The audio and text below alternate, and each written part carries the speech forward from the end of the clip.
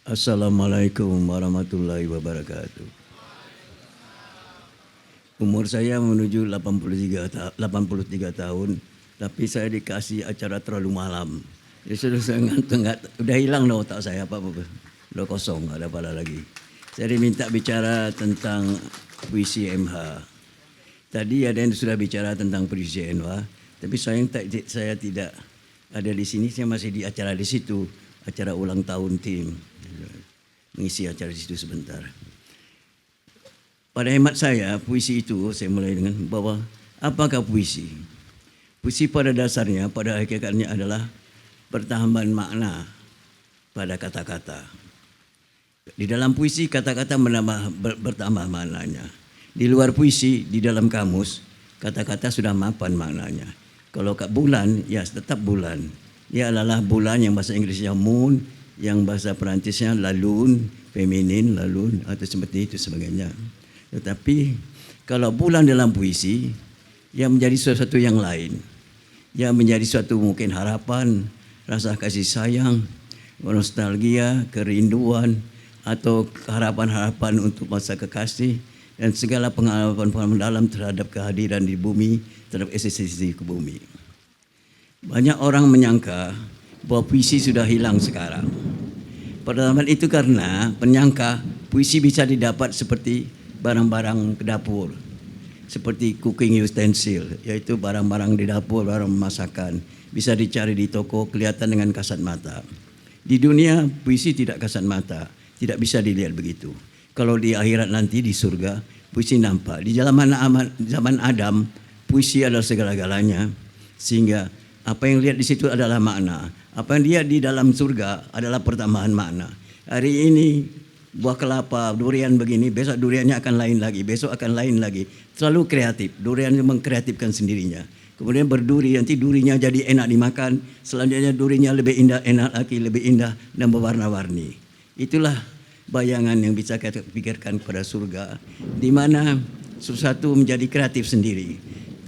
Tetapi ketika Adam diturunkan ke bumi, dari surga ke bumi, ia melihatkan dunia ini lain. Dunia ini segalanya bersusah payah. Dunia adalah tempat kesukaran yang dimana jika kita ingin cari kesenangan, jika kita ingin mencari keindahan, kita harus melipat gandakan keindahan, melipat gandakan makna-makna, arti-arti yang ada di bumi. Di bumi batu hanyalah batu saja kalau kita tidak mau melipat gandakannya. Bagaimana di bumi supaya batu mendapat pertambahan makna? Batu tidak hanya stone bahasa Inggris, tidak ada itu. Tidak ada rock batu itu, tapi batu di balik batu itu bagaimana mengeksplornya, bagaimana mengeksplor batu menjadi sesuatu yang lain. Maka batu diperas lagi, itulah muncul kebudayaan, muncullah peradaban. Batu diperas lagi menjadi mineral, diperas lagi menjadi bensin, menjadi aftur, menjadi sebagainya, atau diperas lagi menjadi besi dan menjadilah dia senjata dan sebagainya. Pada permulaannya jika kita tidak mempereksplor apa-apa yang di alam, batu mungkin hanya untuk melempar Pithecanthropus erectus atau untuk mastodon dan sebagainya itu. Tetapi dengan mengeksplorasi alam, maka tambah pertambahan mana. Maka di sini kita lihatnya bagaimana hidup adalah sebenarnya membuat pertambahan makna. Jangan senang melihat di dunia ini subur, jangan hanya senang melihat singkong dilempar, batang singkong dilempar menjadi berbuah, bertumbuh dan sebagainya. Itu baru alamiah saja. Itu tidak ada eksplorasi. Itu tenaga alam. Alam saja itu tidak ada eksplorasinya. Bahwa singkong bisa menjadi tumbuh dan menjadi buah, berbuah dan sebagainya. Tetapi bagaimana manusia itu memperganda makna singkong itu sehingga singkong bisa menjadi alat obat antibiotik, sehingga singkong bisa jadi tenaga netikuler dan sebagainya. Nah, di situ namanya penggandaan. Nah, begitu juga kata-kata.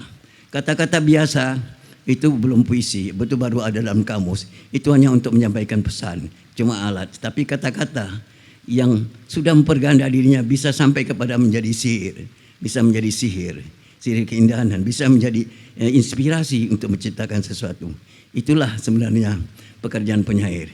Penyair jika ia paham karena ini, tahu bahwa tujuannya adalah untuk mempergandakan makna, untuk mempergandakan kehidupan pada kata-kata. Karena di kata-kata ini semesta terjadi apa-apa.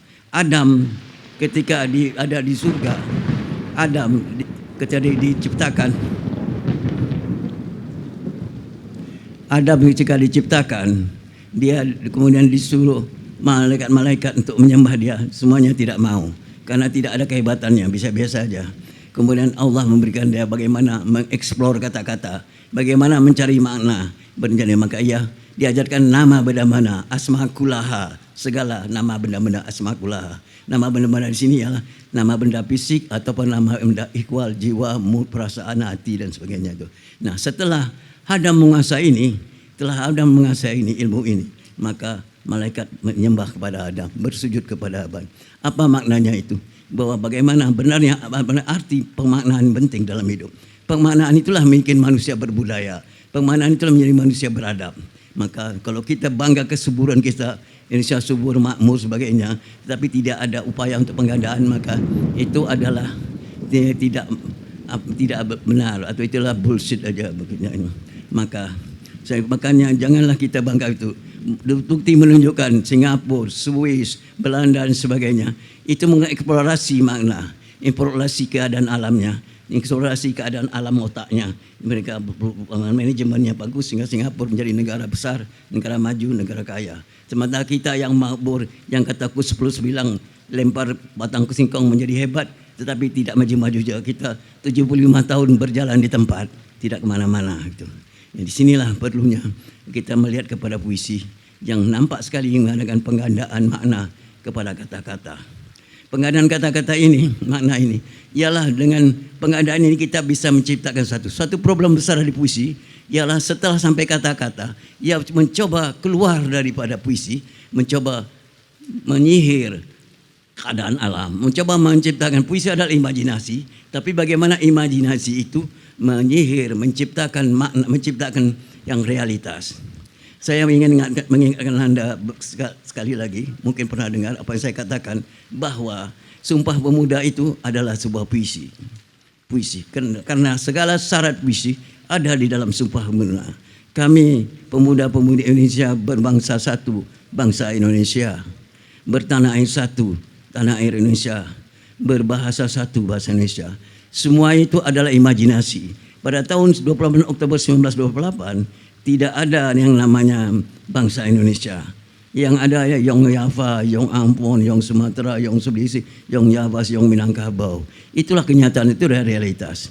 Tetapi diimajinasikan bahwa akan ada nanti bangsa Indonesia itu. Imajinasi ini itulah pertambahan makna dari kata Indonesia yang tidak ada dibikin ada. Sebelumnya hanya ada Nederlands India Belanda. Tetapi kemudian diimajinasikan nanti akan dijadikan, akan mulai diusahakan menciptakan yang tadi imajinasi menjadi kenyataan. Bahasa Indonesia juga belum ada pada waktu itu. Yang ada adalah bahasa Melayu yang menjadi lingua franca. Dan Indonesia pun belum ada waktu itu, yang adalah Nederlands Indi. Semua ini tidak ada. Tapi tidak ada ini, semua yang ini sebagai puisi. Itu Sumpah Pemuda ditulis dengan bahasa yang sederhana, tegas, terus bahasa Inggris bilangnya tepat, condense, perekat, kuat, condense, padat, dan itu adalah sebuah puisi karena syarat-syarat puisi ada padanya. Ini menunjukkan bahwa puisi ada dalam kehadiran kita dan bangsa ini diciptakan lewat puisi. Di sinilah kalau kita saya sering mengatakan ini kepada para penyair supaya mereka jangan minder, harga dirinya naik, bahwa dia ada berasal dari negaranya berasal dari puisi dan dia wajiblah baginya. Dan dia pun harus sadar bahwa dia harus menciptakan sesuatu, menciptakan keadaan-keadaan yang kehidupan luar sehingga bisa memberikan puisinya, memberikan sesuatu yang tidak hanya asik dalam imajinasi biasa, tetapi bisa imajinasinya menjadi sumber inspirasi untuk merubah kenyataan, untuk menciptakan kenyataan. Dream, mimpi, itulah sebabnya kenapa orang di Amerika bermimpi sering, karena dia ingin menciptakan kenyataan. Kita kalau siapa yang suka melihat American Got Talent, Simon Internet ditanya, siapa namamu? Apa mimpimu? What your dream? Nanti dia mau mimpi, saya mau jadi juara satu, saya juara AGT dan sebagainya. What's your dream? Nah, dream inilah mimpi. Apa dengan kata lain, puisimu apa? What your dream? Puisimu. Puisimu gua puisi menang dalam acara ini. Nah, menanglah Dan pokoknya terkenal lah, dapatlah meraih tingkat sesuatu seperti Putri Aryani itu. Itu menunjukkan bagaimana dream adalah penting. Bagaimana Sumpah Pemuda itu dream. Dan itu. Inilah sebenarnya inti segala-galanya. Jika di dunia ini, kalau kita tidak punya mimpi, mimpi harus dicari. Dia tidak lahir begitu saja. Mimpi harus dicari, karena itu cita-cita. Mimpi harus dicari, lalu diciptakan. Kalau di dunia, kita tak bisa saja begitu saja melihat keindahan. Semua yang di dunia ini kacau. Tidak ada yang masuk akal.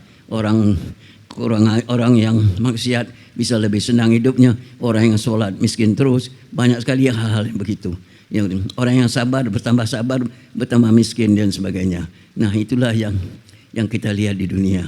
Dan untuk menyadari ini, kita memerlukan suatu alat perjuangan, pemindahan makna, sehingga segala yang kita katakan, segala sesuatu itu sebenarnya hanyalah upaya, adalah tantangan untuk menciptakan makna. Hidup adalah tantangan menciptakan makna. Dan puisi, kita tahu puisi sebenarnya adalah roh. Puisi adalah pekerjaan roh. Ketika manusia, ketika Tuhan berkata kepada para roh kita yang sebelum kita dilahirkan, tidakkah aku ini Tuhanmu? Alastu irabikum. Maka roh kita menjawab, qalu bala syahidna. Ya, engkau adalah Tuhan kami. Nah, kesaksian beginilah kesaksian puisi. Puisi memberi kesaksian kepada makna kehidupan, memberi kesaksian ada sesuatu yang dicari ke dalam kehidupan, mencari kesaksian ada sesuatu yang holistik, yang harus dikejar, yang didapatkan semoga manusia merasa bermakna di dunia ini. Puisi MH kita lihat pada tahun 70-an, dia menyair sekitar 70-an, seperti saya juga. Dia sama saya cuma bedanya 10 tahun, dia sekitar 10 tahun lebih muda, dan tapi dia menyair lebih duluan dari saya, kira-kira begitu. Dan jadi kami masih sepantar perkawanan dan sering membaca sajak bersama-sama di kantor lain, di Universitas Diponegoro dan di beberapa tempat lagi, di beberapa event-event kesenian. Nah, puisi MH ini pada awalnya adalah puisi yang saya lihat seperti awalnya pada penyair, puisinya itu lazim puisi yang memang sibuk dengan keindahan poetika, kisah untuk mencari keindahan. Tetapi lama-lama dia tidak lagi ke sana, dia lebih banyak menuju kepada puisi-puisi yang bertujuan lain dari puisi, mencari pemberian, ingin memberi makna kepada kehidupan di luar puisi lewat puisinya, memberi makna dari kata-kata yang didapatnya dari puisi untuk di luar puisinya. Makanya kita lihat saja-sajanya yang biasanya ketika bersujud, sajak-sajak seperti Rumi, Jalaluddin Rumi, sajaknya adalah sajak yang ingin memberikan makna atas makna kesolehan, makna kehambaan sebagai hamba Tuhan di bumi ini. Sajak-sajak itu, dan saya lihat banyak sajaknya itu yang berhasil. Dan dia tidak terlalu mencari sajak, tidak mencari estetika, ya, kurang lama. Banyak penyair berlama-lama di estetika, tapi kadang-kadang banyak penyair pula yang tidak mau lama di estetika, dia mencari dunia lain. Makanya jangan heran ada penyair terjun ke politik, terjun ke bagian jadi pedagang, terjun menjadi wartawan, karena dia bosan lama di estetika, dia mulai menjadi lain. Nah, MH begitu. Apalagi sebenarnya penyair ini, saya ini penyair, tapi sebenarnya saya jujur saja mau bilang bahwa penyair itu dibandingkan sebagai seorang nabi yang membawa risalah itu seperti Nabi Muhammad, itu memang tidak layak baginya. Mereka yang menjadi ustadz, mereka yang menjadi ulama, itu tentu akan melihat puisianya sebagai alat saja, alat untuk ajarannya, untuk bisa menyebarkan agamanya. Itulah yang dikatakan oleh Jalaluddin Rumi, penyair besar Rumi itu, penyair yang besar, begitu besar sehingga puisi-puisinya dianggap Quran dalam bahasa Persia. Itu puisi Rumi itu kan disebut Quran dalam bahasa Persia. Meskipun begitu hebatnya Rusmi dalam puisi, tapi dia tetap kurang menyenangi puisinya. Dia bilang, itu saya cuma sekedar bikin-bikin aja, sekedar untuk puisi itu bagi saya hanya seperti saya memegang usus binatang, usus manusia atau binatang yang memegang usus itu, yang berlendir-lendir dengan lemak. Jadi dia tidak suka itu. Tapi karena orang senang itu, maka saya buat puisi. Kira-kira begitulah dia bilang. Itulah. Saya kira MH juga begitu. Dia karena sebagai ustadz, dia lebih suka, lebih mencari ke dalamnya spiritual, bukan estetika itu. Makanya puisi-puisinya yang tidak banyak mau banyak metaforikal, studinya sederhana, langsung bisa bersujud ketemu apa alam sana dan sebagainya itu. Dan kekuatannya, kerinduannya kepada pemberian itulah yang besar. Dia gundah melihat kurang bisa memberi, puisinya atau dirinya kurang memberi untuk Indonesia. Dia gundah karena yang dia akan berikan tidak dipahami. Dia marah-marah, dia kecewa, dia ngambek, dia merajuk, ngambek, dan dia marah-marah kepada Indonesia dan sebagainya. Dan dia sering dengan marahnya kadang berbesar, kadang-kadang menggunakan kata-kata yang sarkastis, kadang kata-kata pelacur, kadang macam menggunakan kemaluan yang mengangkang apa-apa segala macam itu. Ya, karena kekesalannya, kemarah-marahannya. Ya. Dia adalah penyair bagi saya sangat lengkap, bagus gitu saja-sajanya. Dan tentu saya sering banyak membaca puisinya dan saya kira puisinya oke-oke. Saya kira itu saja. Sekian, wassalamualaikum warahmatullahi wabarakatuh. Terima kasih Pak Sutarji, karena Pak Sutarji tidak bisa sampai pagi, Pak Sutarji akan segera kembali. Sekali lagi terima kasih Pak Sutarji Kalsumbahri, Presiden Penyair Indonesia. Tepuk tangan untuk beliau.